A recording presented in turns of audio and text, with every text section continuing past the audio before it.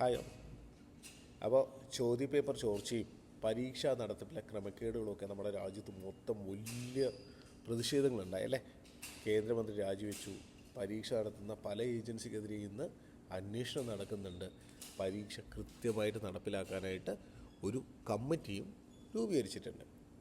പക്ഷേ പരീക്ഷ എങ്ങനെ നടത്തണം എന്നുള്ളതാണോ നമ്മുടെ ഇപ്പോഴത്തെ പ്രധാന പ്രശ്നം. ലോകത്തിലെ എല്ലാ വിവരങ്ങളും വിരൽത്തുമ്പിലല്ലേ നമുക്കിന്ന് കിട്ടണേ. അപ്പോൾ ആ ഒരു ലോകത്ത് ഓർമ്മശക്തി മാത്രം പരിശോധിച്ച് വിദ്യാർത്ഥിയെ വിലയിരുത്തുന്നത് ശരിയാണ്? ഇത്തരത്തിലുള്ള പരീക്ഷ തന്നെ ഇനിയും ആവശ്യമാണോ എന്ന് ചോദിക്കേണ്ടതല്ലേ. ശരിയായ ചോദ്യങ്ങൾ ചോദിക്കാനും പുതിയ ഉത്തരങ്ങൾ കണ്ടെത്താനും പരിഹാരങ്ങൾ കണ്ടെത്താനും അല്ലേ നമ്മൾ അവരെ പ്രാപ്തരാക്കേണ്ടത്. അപ്പോൾ 3 മണിക്കൂർ നീളുന്നൊരു പരീക്ഷയ്ക്ക് ഒരു കുട്ടിയുടെ ഭാവി തീരുമാനിക്കാനാവുമോ? അവരുടെ പ്രായോഗിക കഴിവുകൾ അളക്കാനാവുമോ? അപ്പോൾ ഈ ചോദ്യങ്ങൾക്കൊന്നും വ്യക്തമായിട്ടൊരു ഉത്തരം ഇല്ലാണ്ട് അധികാരികൾ പോലും ഇന്ന് ഇരുട്ടി തപ്പുകയാണ്. ഇന്ത്യയിൽ മാത്രമല്ല, ലോകത്ത് എല്ലാ സ്ഥലത്തുമുള്ള പ്രശ്നങ്ങൾ തന്നെയാണിത്. അപ്പോൾ ഇന്ന് സ്വാതന്ത്ര്യ ദിനത്തിൽ കേരളത്തിലെ youth, Gen Zs, they are coming together to start a discussion with all the stakeholders. ഒരു 6 മാസം നീണ്ടു നിൽക്കുന്ന ആക്ടിവിറ്റി, ബിയോണ്ട് സിലബസ് എന്നാണ് അവരതിന് പേരിട്ടേക്കുന്നത്. അത് പ്രൊട്ടസ്റ്റിൽ നിന്നും പ്രോട്ടോടൈപ്പിലേക്ക് മാറാനായിട്ടാണ്. അപ്പോൾ മാറ്റം വേണമെന്ന് നമുക്ക് എല്ലാവർക്കും അറിയാം. പക്ഷേ എന്ത് മാറ്റമാണ് വേണ്ടത്? അത് എങ്ങനെ നടപ്പിലാക്കും? ആരൊക്കെ ചേർന്നിട്ടാണ് ഈ മാറ്റം തീരുമാനിക്കേണ്ടത്?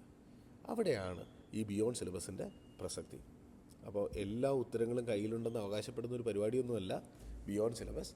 ശരിയായ ചോദ്യങ്ങൾ ചോദിക്കാനായിട്ടും വ്യത്യസ്തമായിട്ടുള്ള അനുഭവങ്ങൾ കേൾക്കാനായിട്ടും ഒരുമിച്ച് ഒരു ദിശ കണ്ടെത്താനായിട്ടും അതുപോലെ തന്നെ പ്രാക്ടിക്കലായിട്ടുള്ള ബദലുകൾ നിർമ്മിക്കാനായിട്ടുള്ളൊരു വേദിയാണ് ഈ ബിയോണ്ട് സിലബസ് എന്ന് പറയുന്നത്. And I am extremely happy to see the youth starting this initiative.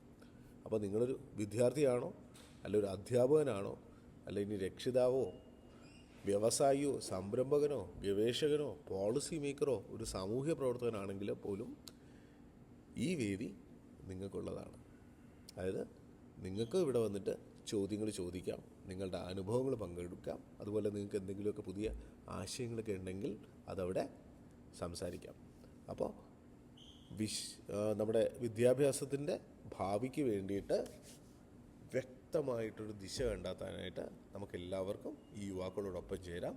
അപ്പോൾ പ്രതിഷേധത്തിൽ മാത്രം ഒതുങ്ങാതെ പ്രശ്ന പരിഹാരത്തിനായിട്ട്, അതായത് പ്രായോഗിക ബദലുകൾ ഉണ്ടാക്കാനായിട്ട് ഒരു നീക്കം നമ്മുടെ യുവാക്കൾ നടത്തുകയാണ്. അപ്പോൾ ഈ ഉത്തരവാദിത്തം ഏറ്റെടുക്കുന്ന കേരളത്തിലെ യുവജനങ്ങൾക്ക് അതിന് ഉറപ്പായിട്ടും കഴിയുമെന്ന് എനിക്ക് വിശ്വാസമുണ്ട്. നിങ്ങൾക്ക് എൻ്റെ എല്ലാ പിന്തുണയും. I am so hopeful about ഈ ജനറേഷൻ്റെ എല്ലാ ഇനിഷ്യേറ്റീവ്സിനും. I am extremely proud of you all and all the very best. Thank U.